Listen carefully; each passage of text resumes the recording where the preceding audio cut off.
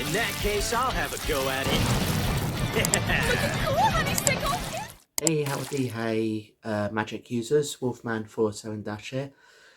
Now, before we get into this, I should say I'm going down with a bit of a cold today, so if I sound a little weird or whatever, it's because of that. I'm just going to do as much as I can in this video before I eventually pass out for my voice, so yeah. Okay, so today we're going to talk about an anime character for once. Yes, I've finally decided to talk about a character from an anime series rather than talk about a character from something that's not to do with anime. So yeah. Now, before we start, a bit of background for you. This character, Grey Fullbuster, is from the anime series Fairy Tail, which itself, like most anime, is based on a manga series of the same name.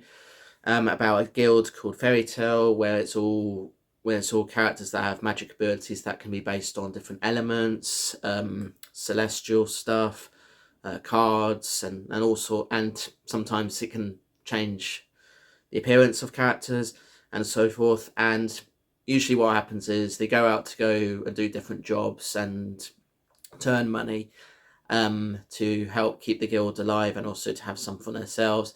And sometimes this has led to them face off against various dark guilds and also different characters and stuff that threaten the world and are basically against the odds for them. So yeah. So Grey Fullbuster is a character that has been part of Fairy Tail for quite a long time. He initially joined as a child. And he often has fights with the sort of overrated main protagonist that is Natsu. But he does have quite a good amount of screen time as well, that Grey. Especially as he's one of the few strong characters in the guild. So his powers are based on ice. So he has ice-like powers that he can make sculptures, use against battle, and all sorts of other stuff. He also has a reputation of being this one magic user that's able to defeat his opponent in the second match, but not so much in the first match, which, despite some of his opponents being highly overpowered and more powerful against him, he still manages to kind of sort of do that. Some battles do end abruptly for reasons, but most of the time he's able to defeat each character after the first match. As the series goes on, you do kind of see that he's very level-headed, often usually calm and cool and collected, but can be easy to provoke. And one of his flaws or strengths, depending on how you see it, is that, kind of like me in a way, he does remove his clothes a lot. Now, for a lot of different shows, removing clothes, there's always either a reason for it or there's always usually a good reason for it in most of the time. In most instances, people do it because they're getting hot, they don't like wearing clothes, and can therefore identify as a nudist. They, like me, are challenging themselves not to remove pieces of clothing, but do so when they get a game over or something in a game, which I do a lot, as you guys know. They are about to get it on, have sex or whatever, because that often leads to moving clothes. Sometimes clothes get ripped apart during battles. Sometimes you have to do it in defiance, and there's other reasons for it. But for Grey, it's either one of two, possibly three reasons. The first is that it was the way he was taught to use his powers. So his teacher taught him, and this former friend turned enemy turned friend again. In that, in a way to focus their powers, they have to remove their clothes, usually just their torso, and that's it, to focus on their powers. Because sometimes, in his case, it's been a while since I've last seen the anime, so I'm just assuming here. In his case, it's because he wants to focus his powers, so his clothes might get in the way, so he does that. And then on other occasions, he just does it and isn't aware that he's doing it, he just does it because he can. He's definitely a character that was made for fan service, and And I don't actually have any issues with him doing that because, as I've mentioned in some of my other vlogs, I am into men and women, and Gray as a character, he's not the most ugliest of characters. He's actually quite handsome, good looking, muscular, so muscular and so forth. So of course, a lot of fangirls and men that are into men, and so forth will like that, like what he does, um, and and the show is known to be, I forget the word, but I think it's etchy. I'll check in the edit. It's usually, what that usually means is the show is known to have characters that will, at points, show off a bit more flesh than intended. And Gray isn't, and although Gray is the main person that does get naked, or not quite naked, but does get shirtless a lot. There are other characters that do it as well. So Lucy Hartfilia, who's a celestial wizard, she does do it with reason, but usually the reason is someone took her clothes off, or she's having to have a bath with someone, or something like that. There's usually a good reason for that, and to be honest, she is good looking as well, and quite busty and all that, so can't really complain there. So yeah. Gray's an interesting character. He's not as overrated as Natsu is, but he's definitely a fan favourite, especially when he shows more flesh than pretty much any other character in the show. More flesh than ever. Fortunately, it's a gag that doesn't feature too much in every single episode. He does spend most episodes wearing clothes, but then there will be a few where, especially in the different story arcs, where he will eventually remove some clothing to help him battle. So yeah. He does develop his abilities later on. As I recall, he does sort of gain some kind of darkness in him to make his magic a bit more powerful.